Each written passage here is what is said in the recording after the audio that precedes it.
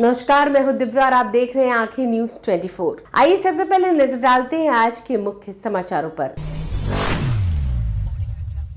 नमस्कार, मैं हूं दिव्या और आप देख रहे हैं आंखें न्यूज 24। पर्यटन मंत्री अरुण शंकर प्रसाद ने कहा कि पटना साहिब गुरुद्वारा के पास शीघ्र ही मल्टी लेवल पार्किंग की व्यवस्था की जाएगी ताकि श्रद्धालुओं को भीड़ भाड़ का सामना नहीं करना पड़े। गुरु गोविंद सिंह के 349वें प्रकाश पर्व की तैयारियों की समीक्षा करने और गुरु घर में मत्था टेकने के बाद मीडिया से बातचीत करते हुए उन्होंने कहा कि पर्यटन विभाग प्रकाश पर्व के मौके पर लंगर सेवा के संचालन के लिए जगह तैयार कर रहा है और संगत के लिए आवास, शौचालय एवं अन्य सुविधाओं की व्यवस्था करा रहा है। 359वें प्रकाश पर्व के अवसर पर 25 और 26 को जो संगत के बंधु आने वाले हैं, अतिथि आने वाले हैं, उनको सब प्रकार की सुविधा उपलब्ध हो, उसी के लिए मैं स्वयं भी आकर बिहार सरकार के प्रतिनिधि के नाते और पर्यटन विभाग के मंत्री होने के नाते, चूँकि पर्यटन विभाग इसमें कई प्रकार के कार्य को अपने हाथ में लिया है, जैसे लंगर का संचालन जो हो रहा है उसके लिए जगह तैयार करके देना, फिर संगत के जो लोग सेवादार हैं उनके ठहरने की व्यवस्था करना, उसमें महिलाओं के लिए, पुरुषों के लिए, फिर शौचालय की व्यवस्था करना, उनके वॉश बेसिन, हाथ धोने की व्यवस्था, इन सारी व्यवस्थाओं को हमने करवाया है जो पर्यटन विभाग करती है। उसके निरीक्षण के लिए मैं स्वयं आया था कि भौतिक रूप से जब कल उनको हैंडओवर करना है प्रबंध समिति को हमें, तो क्या स्थिति है, उसकी प्रगति की क्या स्थिति है, उसके संदर्भ में हमने पूरी जानकारी प्राप्त की और यहाँ आकर गुरुद्वारा में गुरु गोविंद साहब के 10वें हमारे जो गुरु हैं उनके आगे मत्था टेक कर एक सुकून मिला है और अरदास करने का अवसर मिला है। इसके लिए मैं अपने को सौभाग्यशाली मानता हूँ। लंगर भी चखने का अवसर प्राप्त हुआ, तो ये बड़े ही सौभाग्य से ये समय मिलता है। श्रद्धालुओं के साथ देखा जाए भीड़ काफ़ी होती है, लेकिन मल्टी लेवल पार्किंग को लेकर सर मुख्यमंत्री ने घोषणा की, इसको लेकर क्या कहें? देखिए, मल्टी लेवल पार्किंग की घोषणा माननीय मुख्यमंत्री जी ने यहाँ के भीड़ और ट्रैफिक नियंत्रण को ध्यान में रखकर किया था और उस पर हमारी विभाग काम कर रही है। उसको बहुत जल्द हम लोग पूरा कर। नमस्कार, मैं हूं दिव्या और आप देख रहे हैं आंखें न्यूज 24। बृजभूषण शरण सिंह ने पीएम मोदी के बयान पर कहा कि अगर उन्होंने ऐसा कहा है तो उनके पीछे तथ्यात्मक प्रमाण होंगे। उन्होंने कहा कि घुसपैठ बंगाल के रास्ते हो रही है, यह कोई नई बात नहीं है और पश्चिम बंगाल सरकार वोट बैंक की राजनीति कर रही है। बृजभूषण शरण सिंह ने कहा कि यह प्रक्रिया बहुत पहले से चलती आ रही है और सरकार को इस पर गंभीरता से काम करना चाहिए। और उन्होंने क्या कुछ कहा, सुनिए इस वीडियो में। देखिए, प्रधानमंत्री ने अगर कोई बात कही है तो उसके पीछे कोई ना कोई तथ्यात्मक प्रमाण उनके पास होगा, तभी ये बात उन्होंने कही है। सर, वेस्ट बंगाल पे गृह मंत्री अमित शाह ने कहा है कि जो घुसपैठिए देश में आते हैं वो वेस्ट बंगाल के रास्ते आते हैं।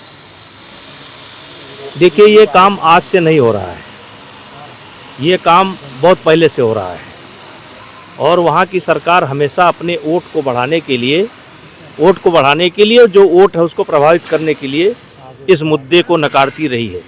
राहुल गांधी कह रहे हैं कि ISI जो भी इंडियन स्टैटिस्टिकल इंस्टीट्यूट्स है उसके ऊपर RSS का कब्जा होते जा रहा है। देखिए, मैंने अभी बोला है कि राहुल गांधी हमेशा वही मुद्दे उठाते हैं जो विवादित होते हैं और जिसमें देश की जो जन भावना है उसको चोट पहुँचे।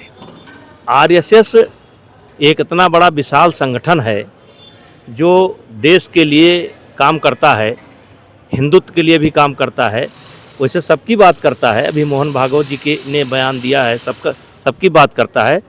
तो राहुल गांधी हमेशा ऐसे ही मुद्दे निकाल करके लाते हैं, वो जनता से जुड़े हुए सीधे मुद्दे नहीं लाते हैं। लगातार हिंदू को पीट कर हत्या कर दिया गया है, तो क्या कहेंगे? कहाँ? बांग्लादेश में सर, हिंदू को पीट कर हत्या कर दिया। देखिए, बांग्लादेश हो, पाकिस्तान हो, जब देश का बंटवारा हुआ तो वहाँ कितने प्रतिशत हिंदू थे, आज कितने प्रतिशत रह गए, वो हिंदू कहाँ चले गए? तो उनके साथ लगातार अत्याचार हो रहा है। आरएसएस चीफ मोहन भागवत ने कहा है कि बीजेपी के चश्मे से आरएसएस को ना देखें। देखिए, उसका आशय ये है कि राष्ट्रीय स्वयंसेवक संघ जो है वो संपूर्ण समाज के लिए काम करता है और वो राजनीतिक पार्टी नहीं है, तो उनको बीजेपी के नज़रिए से ना देखा जाए, उसमें कोई गलत नहीं है। सर, मुस्लिम डॉक्टर महिला का बिहार के मुख्यमंत्री नीतीश कुमार ने हिजाब पे विवाद चल रहा है, अभी सर, तक बिहार ज्वाइन में। भी नहीं किया है सर। हम्म? उन्होंने नहीं किया है सर, जब हिजाब खींचा ये मामला विवादों में आया तो। देखिए, मैंने देखा है, उस दृश्य को देखा है। सवाल है उसमें भाव क्या था मुख्यमंत्री जी का? क्या बेइज्जत करने का भाव था? ये क्या कोई कुदृष्टि थी? एक ममता भरा भाव था, एक जैसे बच्चे को कोई ममता भरी दृष्टि से देखता है, वो भाव था। अब जाकी रही भावना जैसी, हर मूरत देखी तिन तैसी, जो जिस रूप में देखना चाहे देखे। और उसने ज्वाइन किया कि नहीं ज्वाइन किया, मुझे जानकारी नहीं है। नमस्कार, मैं हूं दिव्या और आप देख रहे हैं आंखें न्यूज 24। गिरिराज सिंह ने बांग्लादेश में हिंदुओं की हत्या की मानवता पर कलंक बताया। उन्होंने कहा कि यह वहां की कड़वी सच्चाई है और पूरी दुनिया इस अमानवीय घटना से मर्माहत है। गिरिराज सिंह ने कहा कि बांग्लादेश में हिंदुओं की लगातार हत्या और उन्हें जिंदा जलाने की घटनाएं कोई आश्चर्यजनक बात नहीं है, बल्कि यह वहां की कड़वी सच्चाई है। उन्होंने कहा कि पहले पाकिस्तान में इस तरह की घटनाएं हुई और अब बांग्लादेश भी उसी राह पर चल चुका है और हिंदुओं को निशाना बनाया जा रहा है। ये बांग्लादेश की घटना पूरी दुनिया को एक तरह से आश्चर्यजनक घटना नहीं, बल्कि जो वहाँ की सच्चाई, अब पहले पाकिस्तान में हुआ, अब बांग्लादेश में हिंदुओं का इस ढंग से हत्या करना, जला देना, ये मानवता के ऊपर एक बहुत बड़ा कलंक है। इससे पूरी दुनिया मर्माहत है। राहुल गांधी ने कहा है कि इंडियन इंस्टीट्यूट पर आरएसएस का कब्जा है। राहुल गांधी कह रहे हैं कि आरएसएस का कब्जा है संवैधानिक संस्थाओं पर। राहुल गांधी क्या बोलते हैं उनको पता नहीं है। आरएसएस को समझने के लिए राहुल गांधी को कई जन्म लेना पड़ेगा। आश्चर्यजनक घटना नहीं, बल्कि जो वहाँ की सच्चाई, अब पहले पाकिस्तान में हुआ, अब बांग्लादेश में हिंदुओं का इस ढंग से हत्या करना, जला देना, ये मानवता के ऊपर एक बहुत बड़ा कलंक है। इससे पूरी दुनिया मर्माहत है। राहुल गांधी ने कहा है कि इंडियन इंस्टीट्यूट पर आरएसएस का कब्जा है। राहुल गांधी कह रहे हैं कि आरएसएस का कब्जा है संवैधानिक संस्थाओं पर। राहुल गांधी क्या बोलते हैं उनको पता नहीं है। आरएसएस को समझने के लिए राहुल गांधी को कई जन्म लेना पड़ेगा। समाचारों में अब वक्त हो चला एक छोटे से अंतराल का। पटना में कई वर्षों से शिक्षा में अहम योगदान दे रहा है Gyansthali high school Alamganj Patna city, जहां 10वीं और 12वीं की बोर्ड परीक्षाओं में 100% अंक प्राप्त कर रहे हैं बच्चे। एक ऐसा स्कूल जहां न केवल होती है पढ़ाई, बल्कि साथ ही साथ होती है कल्चरल एक्टिविटी, स्पोर्ट्स एक्टिविटी से जुड़े गेम्स, मैथ ओलंपियाड से लेकर साइंस ओलंपियाड, जहां बच्चों के लिए स्कूल कैंपस अत्याधुनिक सुविधाओं से लैस, छोटे बच्चों के लिए वाहन और ट्रांसपोर्ट की विशेष सुविधा।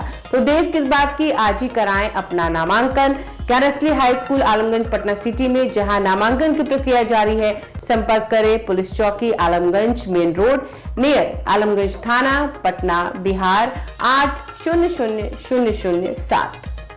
ब्रेक के बाद आपका फिर से स्वागत है।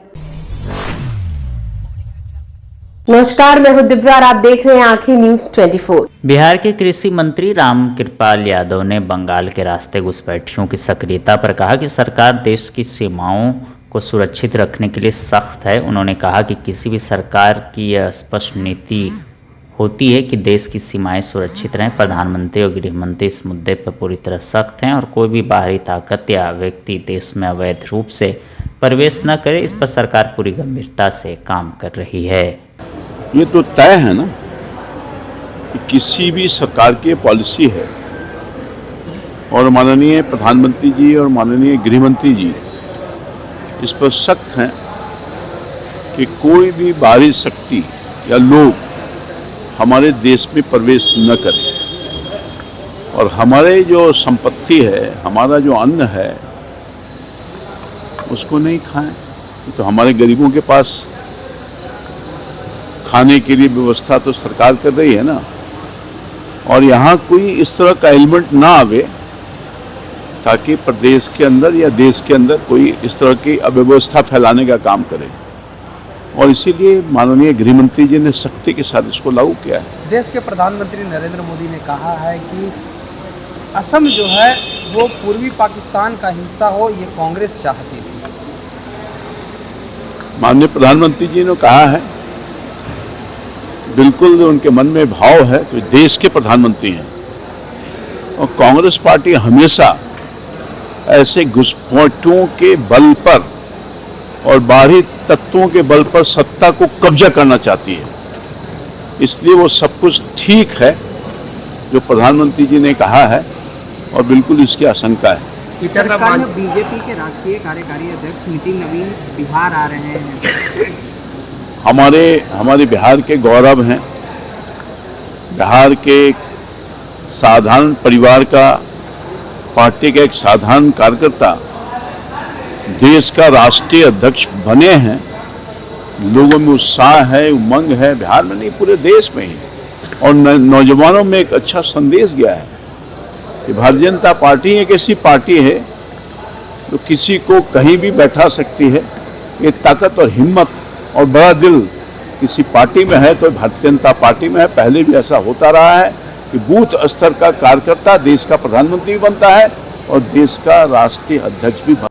अगर आपने अभी तक हमारे चैनल को सब्सक्राइब नहीं किया है तो हमारे चैनल को जल्द से जल्द सब्सक्राइब करें, लाइक करें और शेयर करें। देश और दुनिया की तमाम खबरों को देखने के लिए लगातार देखते रहें आंखें न्यूज़ 24।